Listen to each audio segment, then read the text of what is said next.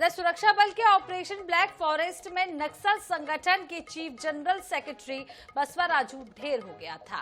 पूरे मामले में बस्तर आईजी सुंदरराज पी ने NH 24/7 से चर्चा करते हुए कहा कि बसवा राजू की पहला और अंतिम जनरल सेक्रेटरी होगा। इसके बाद कोई भी जनरल सेक्रेटरी नहीं बनेगा, क्योंकि सभी बड़े नक्सली लीडर पुलिस के रडार में है। बसवा राजू और ऑपरेशन ब्लैक फॉरेस्ट के संबंध में आईजी ने क्या कुछ कहा है, आइए आपको सुनाते हैं। देश के गृह मंत्री अमित शाह का संकल्प 31 मार्च 2026 तक पूरे भारत से नक्सल मुक्त करने की जो संकल्प लिया है, और इसे लेकर लगातार तो बस्तर पुलिस की जो कामयाबी हो रही है और बड़े बड़े इनकाउंटर, बड़े बड़े लीडर्स को मार गिरा रहे हैं, तो इसी सभी ऑपरेशन को लेकर हमने बात करेंगे। हमारे साथ मौजूद है इस समय बस्तर आईजी पी सुंदरराज जी। सर, सबसे बहुत बहुत बधाई कि आपने इस बस्तर क्षेत्र में, समूचा बस्तर में जिस प्रकार ऑपरेशन कर रहे हैं। आप ऑपरेशन की बात किया जाए, ब्लैक फॉरेस्ट में आपने जो राजू को मार गिरा है, बसपा राजू को, तो दूसरा जनरल सेक्रेटरी आखिर कौन होगा? दिनांक 21 मई 2025 संपूर्ण नक्सल विरोधी अभियान के इतिहास में काफ़ी एक महत्वपूर्ण और निर्णायक दिनांक होगा, क्योंकि उस दिन हुई मुठभेड़ में सुरक्षा बल द्वारा सीपीएम माओवादी संगठन का सरगना पुलिट ब्यूरो मेंबर और उसके जनरल सेक्रेटरी बसवराज उर्फ BR दादा उर्फ गंगन्ना को मार गिराया गया।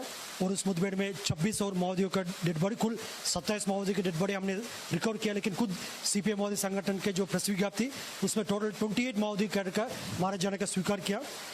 इससे हमको समझ में आ रहा था सीपीएम माओवादी संगठन का अंत लगभग तय हो चुकी है। सर, अभी इस मुठभेड़ के बाद नक्सलियों ने जो विकल्प ने जो प्रेस विज्ञप्ति जारी किया है, उसमें एक नक्सली को अधिक मारने की, जैसे पुलिस ने 27 दावा किया, उसने 28 का दावा किया।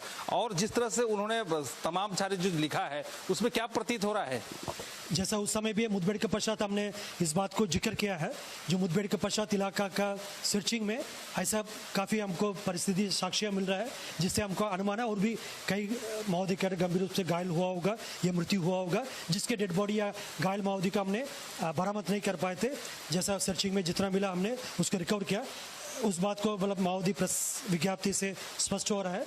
उस मुठभेड़ के पश्चात जो गगन्ना उर्फ BR दादा सहित टोटल 28 माओवादी कैडर का उस मुठभेड़ में मारा गया थे। एक जो नीलेश करके जो माओवादी कैडर की डेड बॉडी हमने रिकवर नहीं कर पाए थे, लेकिन जो माओवादी संगठन अपना साथ लेकर गए थे, उसका आगे के कानूनी प्रक्रिया में जो भी हमको कार्रवाई करना तो उसका उल्लेख करके हम आगे कार्रवाई करेगा। हमारे साथ मौजूद रहे बस्तर आईजी पी सुंदरराज जी। हम पर लंबी बात की है, हालांकि नक्सल मामले में बात करना अभी भी अधूरा है, लेकिन समय कम है और इसके चलते हम संक्षेप में बात भी की। कैमरामैन मनोज का सजीवन NH न्यूज, जगदलपुर।